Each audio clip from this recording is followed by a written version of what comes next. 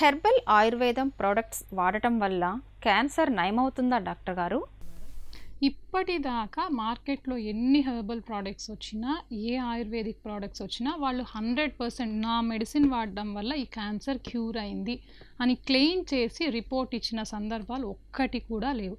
డెఫినెట్గా ఏంటి అంటే ఇంకా రీసెర్చ్ జరుగుతూ ఉంది వాటి మీద కూడా. ఇన్ ఫ్యూచర్ రావచ్చేమో, కానీ ఇప్పటిదాకా షార్ట్గా నేను ఈ ఒట్టల్ రెమిషాను దీనివల్ల ఈ పేషెంట్కి తగ్గిపోయింది అని చెప్పి క్లెయిమ్ చేసినది ఇప్పటిదాకా ఏమీ లేదు.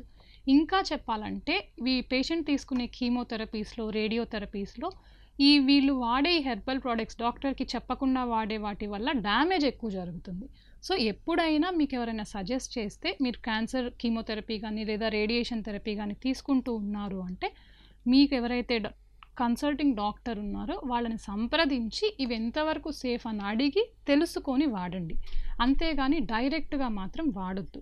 ఇంకొకటి ఏంటంటే మీరు డైరెక్ట్గా గూగుల్లో కూడా కొట్టారనుకోండి, క్యాన్సర్కి హెర్బల్ రెమెడీస్ అని గూగుల్లో కూడా కొట్టారనుకోండి, లిస్ట్ ఇస్తారు. కానీ ఆ లిస్ట్ కింద వాళ్ళు డిస్క్లైమర్ ఖచ్చితంగా రాస్తారు, ఇవి ఆల్టర్నేటివ్ మెడిసిన్స్, ప్రైమరీ మెడిసిన్స్ అని ఇవ్వరు. ఆ లిస్ట్ అంతా ఇచ్చి హోమ్ రెమెడీస్ లాగా చాలా ఈ కర్కుమెన్ అని చాలా పసుపు ఇవన్నీ ఇస్తారు, కానీ ఆల్టర్నేట్ రెమెడీస్ ఫర్ క్యాన్సర్ అని ఇస్తారే కానీ డైరెక్ట్ ట్రీట్మెంట్ అని గూగుల్లో కూడా ఇవ్వరు.